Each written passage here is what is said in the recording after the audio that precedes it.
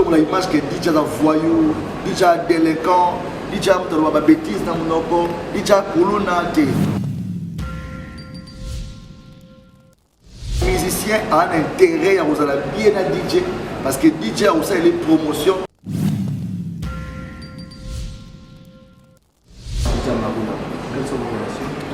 Bon, les relations comme telles, c'est vrai qu'on n'est pas des amis. C'est un DJ congolais qui fait bien son travail, sauf qu'on n'est pas rapprochés.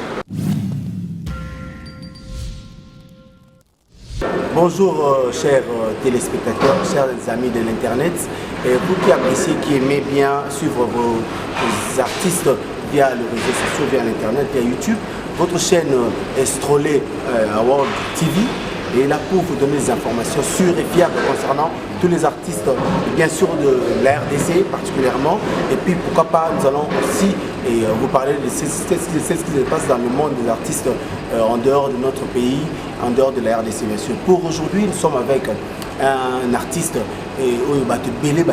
parmi Oyo valorisé Moussala Moko Oyo début d'année 90, ils allaient qui vraiment un peu négligés, pourquoi pas, et puis on traitait ces gens-là des personnes qui, d'autres le disaient, mais ils sont venus, lui carrément, parce qu'on est avec lui, il est venu, il a changé les donnes, avec lui nous allons prendre pratiquement 20 minutes, tourner sur la Marambé Belé, où il est concerné, et puis on a un moment très difficile où il a traversé, bien sûr, il va nous éclairer, il va éclairer l'opinion concernant ces problèmes qui ont traversé il n'y a pas longtemps. Donc, tout ça là, DJ Abdul, bonjour Dada. Bonjour à toi, Père. Ça va mon frère.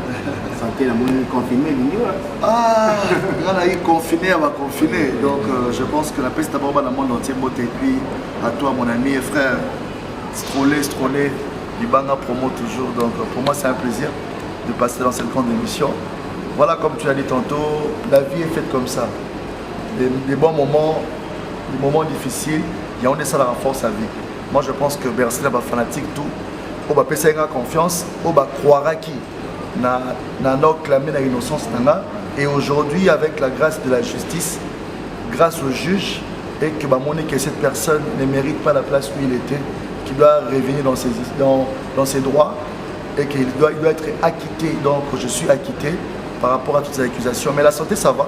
Confinement, oui, on va avec. Hein. Donc, moi je pense que le Covid-19, il est mêlé, mais il est mêlé.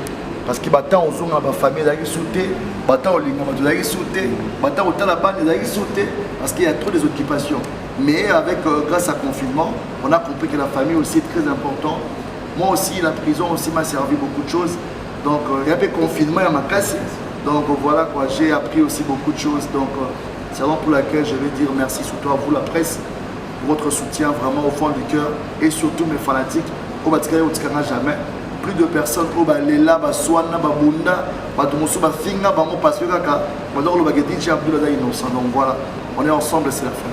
Merci beaucoup. Et Strolé Promo TV pour Strolé Promo Award et chaîne Nebine Zopi Sabine information sur donc les lots na DJ Abdul et tu remonter un peu c'est vrai que nous allons parler de l'incarcération mais nous allons d'abord reculer un peu pour comme Zamba la plus je veux qu'on se voit ailleurs mais à la télé comme ça et c'est la toute première fois DJ Abdul et vous relater tes débuts qu'est-ce qui a fait que en t'entendant parler comme j'ai dit tout à l'heure DJ Zabat, Moko négligé, tout ça, et mais avec capacité, bagage intellectuel, on fera qu'il pose à plus focaliser, c'est vrai qu'on a savoir non mais on a savoir nous sommes concentrés en haut, na Moussala qui dit c'est comment ça a débuté comment. Bon, normalement, c'était pas facile au début comme toute personne. Le début il era toujours difficile. Et pour la DJ, je ne me voyais pas un grand DJ ou comme ça. Dans le théâtre, dans Chic Choc le à l'époque, je me rappelle, chez mon vieux Ngadé Ngadios, dans salle moi quelques mois là-bas, on a eu vraiment ma capacité comme je peux le dire, mais après, tellement conviction et détermination, on a reçu la groupe, on a monté un cinéma, tout le monde dit film, on a le premier film dans 9 jours, et c'est là que tous les producteurs m'ont détourné ce projet, escroquer, je peux dire. Donc c'est là que Banama IP, Panzana qui va me sauver à Kendaki, donc c'est là que Maramutu est bloqué.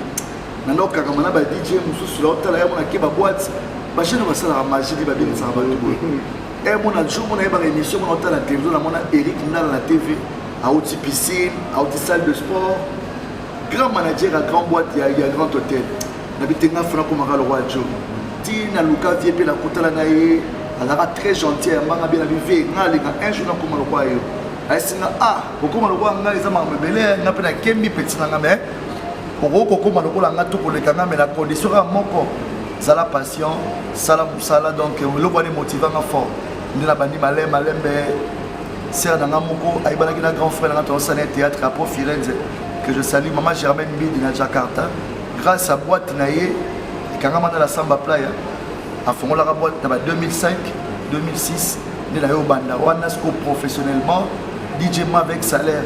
À l'époque, je me rappelle, DJ Liboso la yeba DJ Rissel. Au Pelelo, ma frère n'a tika n'a soutenu makasi. N'a banda malembe comme mata. N'a aussi publicité moi Maltina en 2006 comme Wesu Nicolo succès. N'a eu le masco da commune à bon marché. N'a historique pas vu n'a Léon le Quata Big Chief. N'a bandi les story les succès pas. N'a été fait dans ta ville. La zone atmosphère et pas vient n'a Eric Ndala. Na yekuna nesko maramuso yo matana ke atmosphère na longo na ke advantage na yo zasko musala na black and white au peso matenga makasi black and white en fait l'équipe boîte belé dès la 2010 na signé contrat na Fiesta pour les alliés entreprises au moment donc comme Sangasko DJ le plus célèbre. C'est pour dire à tous les DJ que la vie c'est un parcours, c'est pas que dans la quand on a remis DJ Abdul au fur et à mesure aux autres à franchir l'étape. Nzambe pas otala loboko et ça la ke marambo ekende muke o s'imposer ba jana le ko maka apprécier mbala moko olingi mbala moko ma prêtre olingi mbala moko yebana olingi mbala moko ba succès olingi mbala moko ça la place à danger. Or que la vie c'est beaucoup des étapes. Voilà. Et le passage il y a DJ et à un musicien ou un artiste Simbili Sangu et d'ailleurs ah oui Abdul Mbamoko n'a créé idéologie moi la TV en 2009 n'a pas sané en haut premier DJ guinois a été sur ça par rapport à Moussou la ville Moussou mais je pense pas premier DJ congolais à ça l'émission DJ la TV pas de musique à jouer animé na Congo Media Channel papa na Kudura Kasora maman Pascaline Kudura Junior Kudura, Cynthia Kudura, Big Chief, Daniel Okita. Donc ça dit c'était là-bas que nous avons animé la TV et comme nous avons ça va caper là. Nous avons rappelé mon mot. Nous avons pu ça quelque chose. Pas Jesse Matador, Tamaye Kinshasa, en 2011, Live Sinat, mais Abdul pourquoi pas nous DJ Bossala au côté studio, tout le monde a DJ Arafat, DJ Jacob.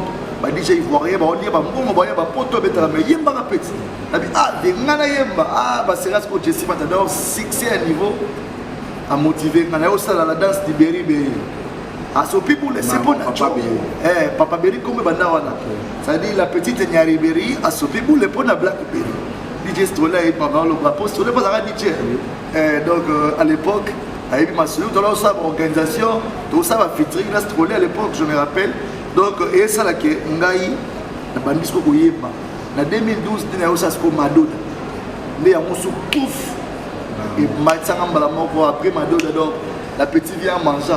Zododo, Papa Chef, et Pété, ils font le contrat. Nous avons chance, DJ Boussa qui est en Angola, avec tout honneur, la Kenda, DJ Boussa qui est de Dubaï, DJ Boussa qui est d'Abidjan, DJ Boussa qui est sauf Europe, un pays tout africain presque en temps grâce à Moussala Oyo. Mais vraiment, Dieu merci, qui est toujours avancé. Dieu fait grâce. Voilà. DJ Abdul, explique-nous un peu mixage Joana. Parce que ça, spécialement dans mon côté, on voit la maïle na onde ngozali ono et Nelly Mondoka maïle belé, mais pour ça là, pour quitter de telles chansons à telles chansons, ils ont facilité, spécialement dans mon côté, mixage Joana. Et puis pour ça bateau, la séquence. Depuis que tu vas dans Nzembo boy, tu kende boy, tu voyais boy, tu vas dans Ndole.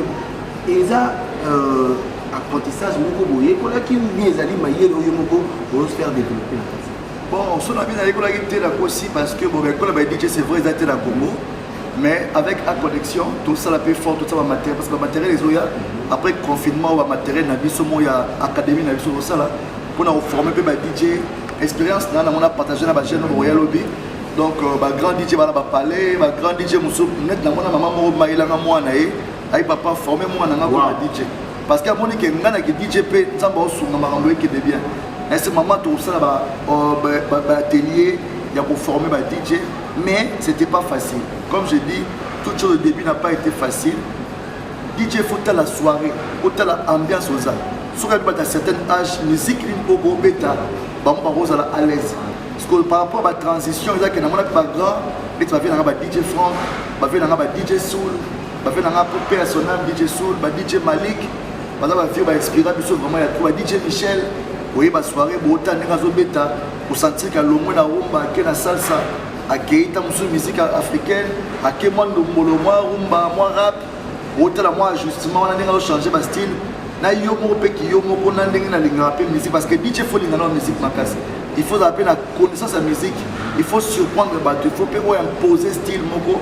au bateau na soirée na on va dire que yo expert en musique et puis DJ il faut la mailler DJ faut temps et puis il faut au ça la recherche pour surprendre votre soirée na donc c'est un peu ça pour moi je pense que c'était la meilleure chose il y a parce que grâce à qui DJ il faut que les gens portent des relations, des bureaux, parce que la tanga a licencié, parce que le docteur T, mais mon taillambé dans le bureau n'a rien reconnu, mais là DJ.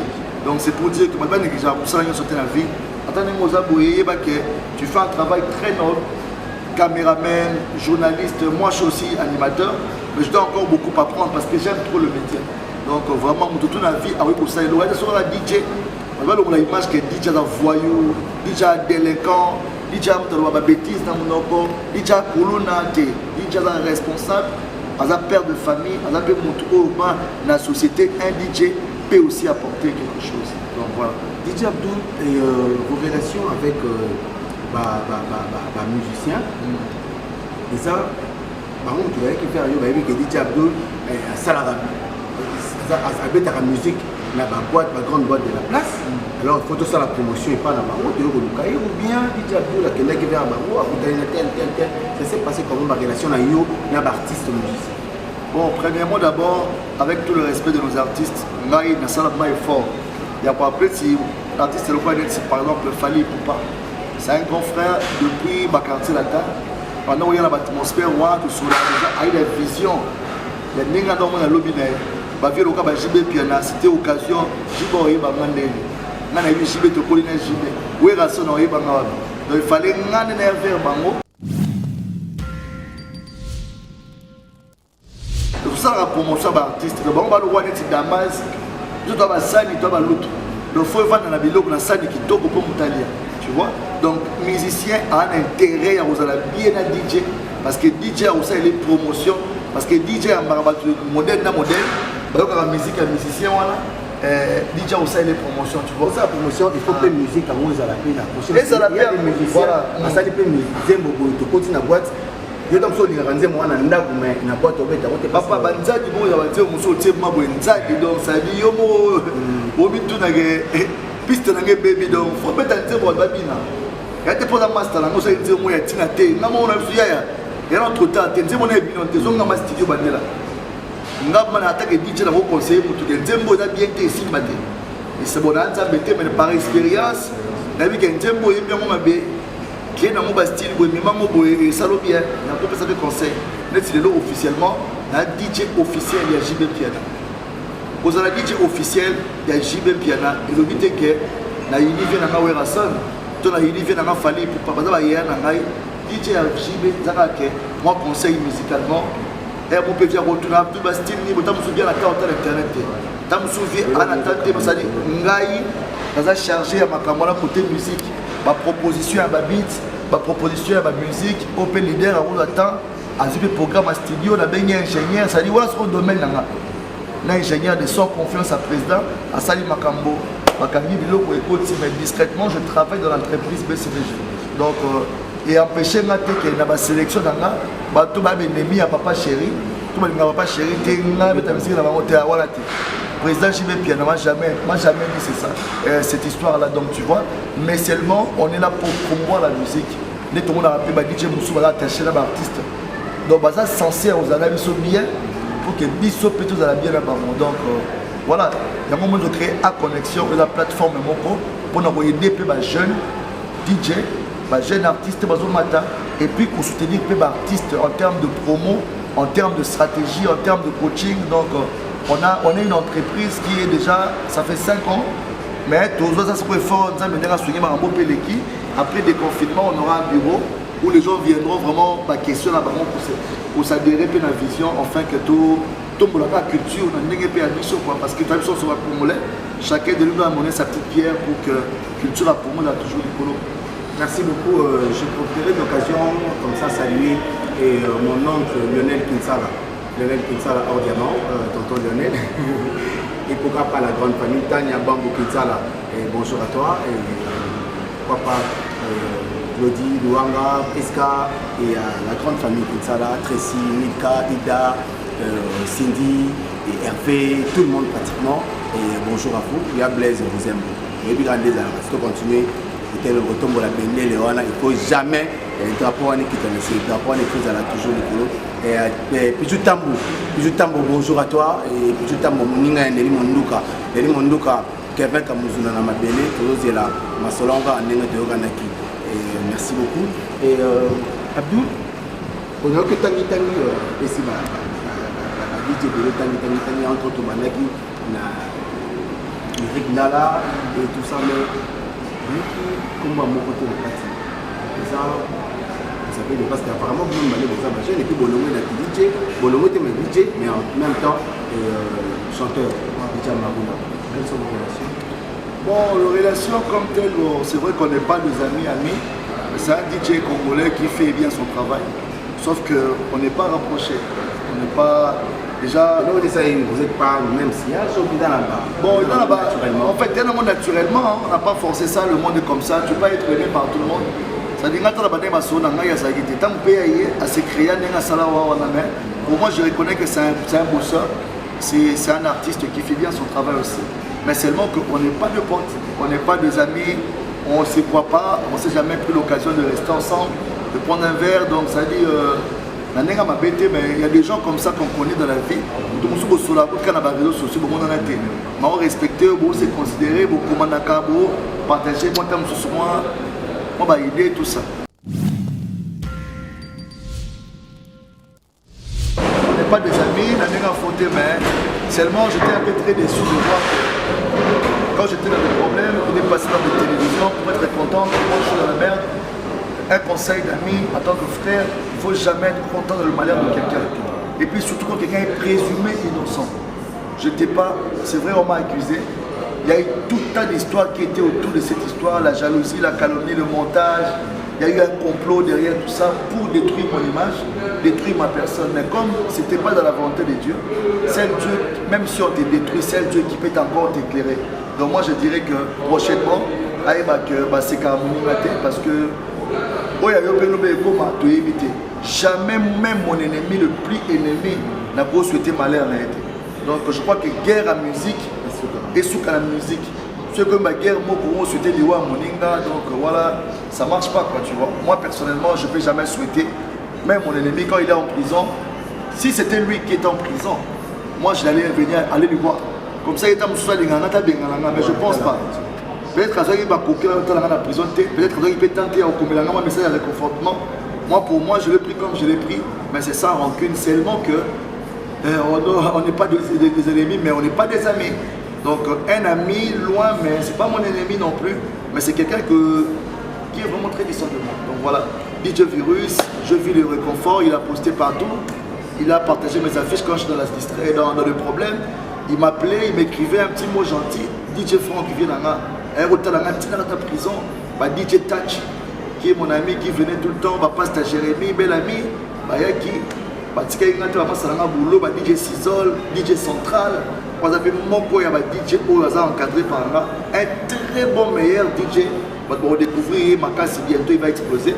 Donc, je vais DJ Lokwa Banani, DJ Saplice, la ceinture, donc merci à DJ Nyonso, Obo Sepelaki. Nous sommes mécontents, nous sommes partagés, je vous porte toujours à cœur parce que ce qui s'est passé, on ne va plus revenir dans ça. On reste focus, l'album est Otobima, donc on doit focus dans la 23e dimension, l'album Nabiso, il y a un monde de Maming Makambo. Merci beaucoup de sentir simplicité d'esprit. Voilà. Et puis sans recul. Déjà, dans ma propos et la façon dont tu parles, on sent que tu n'es même pas là. Papa, prison, c'est école. Quand on a passé la prison, c'est 1 plus fois dans tout le monde. Et mais quand on a commis la fin du Selongo, il y a des rumeurs, quelque part, le BP c'était politique. À côté de moment politique, parce que, entre guillemets, je ne sais pas, il y a mon frère Didier Chéris. Et le moment il m'a embellé, tout ça, et c'était au juste point le problème. Non, en fait, c'était loin de la politique, comme j'en pensais. C'est juste que tu vois, quand tu élèves quelqu'un, bah, prends le meilleur. Et là, tu m'as dit, peut-être, moi,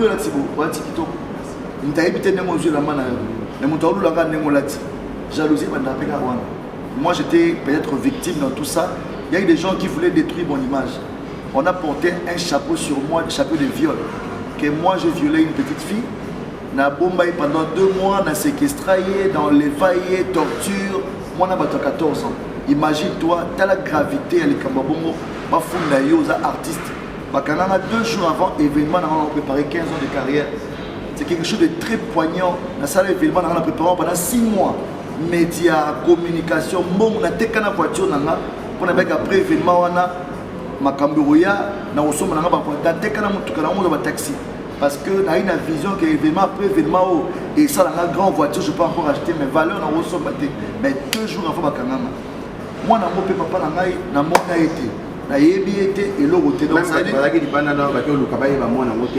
ce que dans la justice état de droit peu importe la lenteur de la justice merci na bakondi tout ba sali ba enquête maramutu bon c'est vrai que le dossier na rôle maramutu na télévision té dans dossier mon juridique bato ba mikolo ba comprendre que comme na libanda c'est que likamwezate mon frère prison mon na rawana pour pas ça au papier au bima c'est que moi mon que tu es lavé tu dois sortir.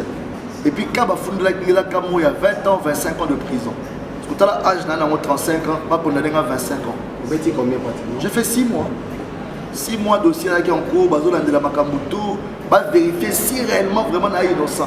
Pas l'année de la Makambutu, mais il y a un dossier qui est vanda. Il faut périger, il faut souffrir. Il faut souffrir à sa kuna.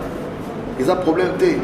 Ok, maman va condamner à souffrir. Donc, si on a souffert, tant on a fait la souffrance, et puis ça souffre ma casse, et puis confinement, puis le coronavirus, et Maramoutou est annulé, parce que tu vas parler, ça souffre tout est, Maramoutou est là sur 3 mois, donc il y a 3 mois de patience, après 6 mois, tu vas continuer à zonger, tu es dans le tribunal, famille, moto, c'est vrai. Il y a un tribunal, première fois, l'avocat, moi, on a porté disparu sur les lots. Deuxième audience, troisième audience, mais c'est venu avec, montrer-nous le preuve. Preuve à viol, preuve à Marambolobaki, ça y est enquête partout, on est négatif. Donc, c'est très triste. Mon frère,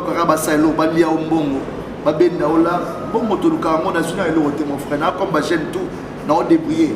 Moi 5, moi 10, sur les alliés, il y a un millionnaire, il y a un diable, il y a débrouillé comme tous les jeunes. Mais c'est le moment de juger la musique. Et puis, comme on a des mystiques, à vérifier. Il y a appuyé en mode de à partager dans les réseaux, à fin de humilier. Oh, Salamoninga, un jour, oh, Salao. Il y a tout fait à ma canne. Na parfaitement, mais na tamola. Basi Baza est belé. J'ai ma femme, j'ai mes enfants. Si j'ai envie d'avoir une femme, je sais comment trouver une femme. Vous voyez? Mais aller chercher une petite fille, la séquestrer pendant 2 mois, c'est un crime que je ne peux pas faire. C'est un crime pour nous faire. Mais le roi Nzamba Bazaka juste, peu importe ce qu'ils ont raconté, peu importe ce qu'ils ont monté, à la fin, on va comprendre que Motomoussouna Salama Kambouana, on a un chapeau, parce que moi, je vais utiliser voilà, tu as bien roi na mutu na ngai donc mais quelquefois le malheur est bon grâce à épreuve et sokoli mémoire nanga na moni batu musuli wa vivre dans la prison. C'était une très belle expérience pour moi et on comprend que la vie est la liberté. Prison c'est un pays mususuki et un pays mususuki moque avec loi. Ni autant que la désordre pour nous mettre tout droit. Erbo et marambo ko salamate. Herboé, il faut bolal. Herboé, bokoti, à toi quand sur ma qualité. Mais au bout de la non, on a la libération et si causa, si tu as mon miroir, on roule le capsule miroir parce que tu as gagné des barrières. Au moins niveau. Pas que liberté, on a attends ma couleur, tilemba. Il y a un makasi na Obama, il y a un zela, ok, de tilemba. Voilà pour ça, ouais, pour qu'on a rabat bien dans zela, et bah, ça peut santé. On se comprend, mais ce qu'on va dans la rabat, mire kaka. Et bon, bibi, on peut pas poser. Je sois jeté, mais 1 mois, 2 mois, 6 mois, mon frère, vous devez péter ou craquer. Nous, on a fait la prison. On remet qui a AVC. Et souci à vie. On reprend liberté et l'égliment, mon frère, mais toi, ça m'a bête pour qu'il y ait en prison. Parce qu'il y a place, moi, ma casse. Moi, je pense que la prison était à mon tour. Et moi, je vais dans le handicapé, au papier, ça m'a conseil. T'as des filles, ça 19 ans en prison. N'a ce qu'on a eu, 1 mois. Donc, ça, c'est comme tu as 19 ans à conseiller. Qu'on a parlé, au gros fil de la donc, et puis ça a moral, moko. Abdou, on a moral. On publiera chaque jour, aux arrêts de téléphone, aux CKK, aux OIM dans la prison. Pire encore, dans un risque, on a live. Dans la live, dans la prison, premier DJ dans le monde.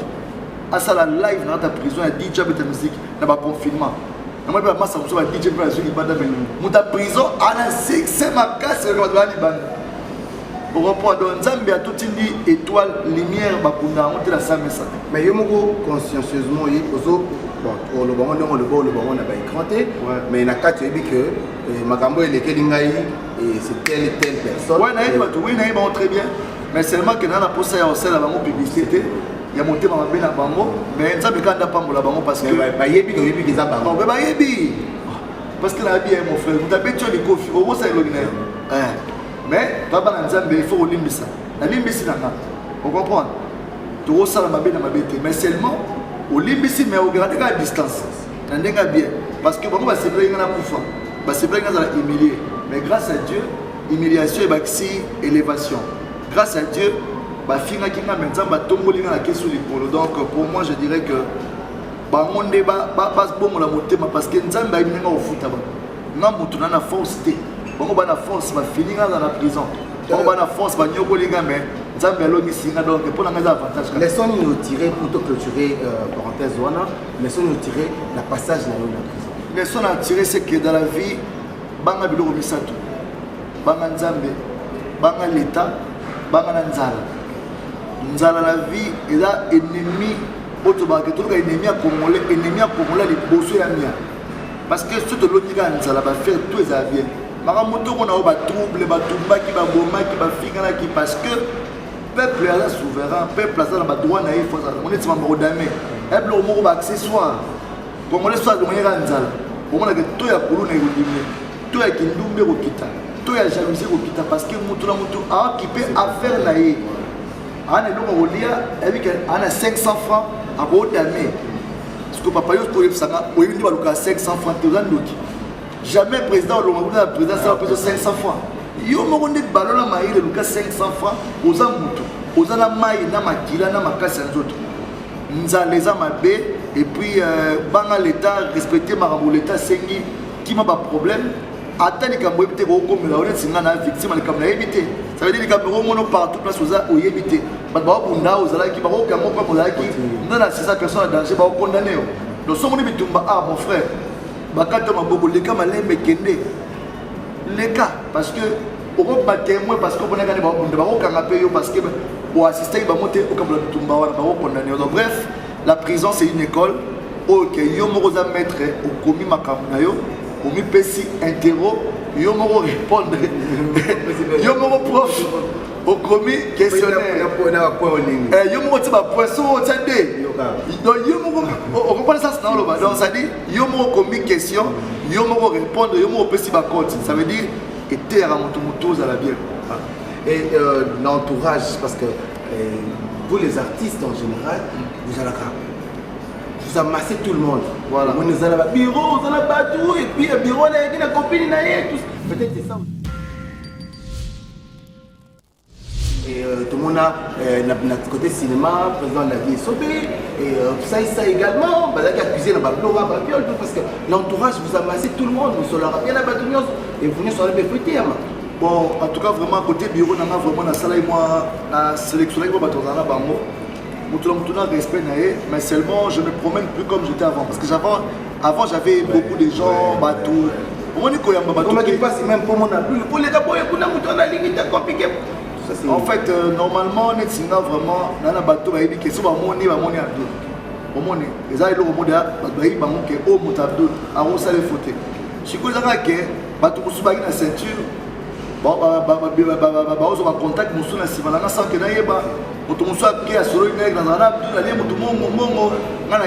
tu vois. Et tout ça, on a supprimé ça. Et qui je peux rester avec. Il y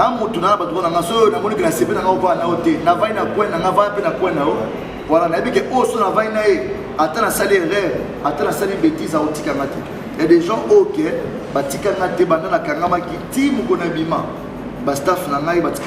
DJ central tous les jours, moral, Caleb du Natal et assistant à général major, étage à Souka,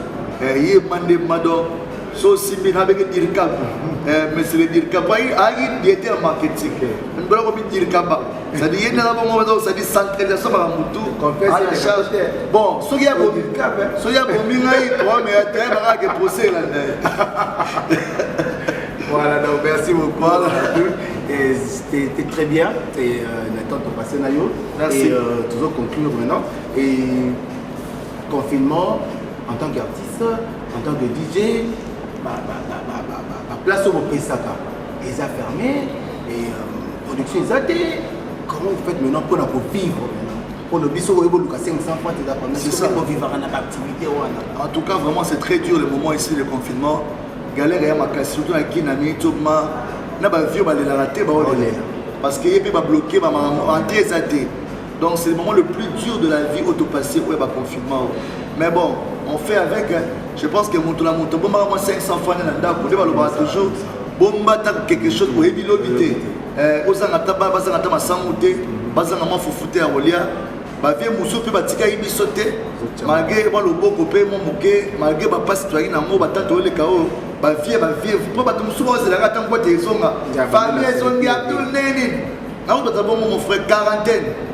Quand quarantaine l'année continue, il y a des confinements. Donc, mon tournoi, il y a des quarantaine. Il faut comprendre que c'est la guimabé. Parce qu'il y a trop d'hypocrites, mon frère. Si tu n'es pas dans mes combats, ne viens pas dans ma gloire. Ça veut dire que c'est la logique des choses. Dans la vie, il faut vivre avec des principes. Mieux voir bien, encore plus orgueilleux, et protéger mon frère. Je ne suis pas réservé parce que au bout, il y a un problème. Mais tant qu'on a réservé, comme il a été, orgueil. Mais la gentillesse, vous avez la gentillesse dans le monde. Donc, comme on a la gentillesse, au PCL beaucoup, il y a aussi donc, moi je dirais plutôt que le confinement est aussi là. DJ va courage et belé, va prêtre et puis qui m'a envoyé un téléphone. Un jour, le téléphone est comme sonné. Pas de Woyamba. Comment est-ce qu'on peut tourner dans quarantaine? On a répété l'année mouvement qu'on a dévié, ça va. Woyamba, petit amour, on a vitré. On a confinement. On a dit corona. On a dit que on va prendre on appelle si merci mon vieux Eric Mandala, le boss, patron pour s'arrêter, patron à la réalisation. Sur la monnaie Eric Mandala, la robot s'arrêter, c'est lui qu'on appelle Poche Mozindo, mon patron, le boss, Moïse Samnani, place où tu es en Bani, cadre de la Soko Jambo. Ils ont déjà ouvert tous les jours à partir à 16h, mais ils ont respecté la geste barrière. Ils ont un restaurant, ils ont un bowling, ils ont un cadre sur la main. C'est pas comme Boum Boum, donc ils respecter ma norme vraiment. Merci à mon boss Moïse Samnani, Fiesta Club bientôt à la ouvert. Et puis métro PKT Fungama, ils ont Okanga. Mais seulement la boîte Moussodo fonctionner dans la ville, tout cas moi, boîte comme un restaurant. Au sommet champagne, ma sur ma poso. Donc on a évité finalement boîte comme un restaurant, toi et ma sauté. Mais si on a patron dans Moïse Samnani, mais un mot de problème. Donc Moïse Samnani, beaucoup de courage. Il a dit qu'il va ça parce qu'il est puissant. Mon boss de cœur dans sa ligne. N'a pas de récupérer ma moutou. Il y a un général major dans sa ligne. Côté tout bas arme tout est permis. Sauf les injures, sauf les.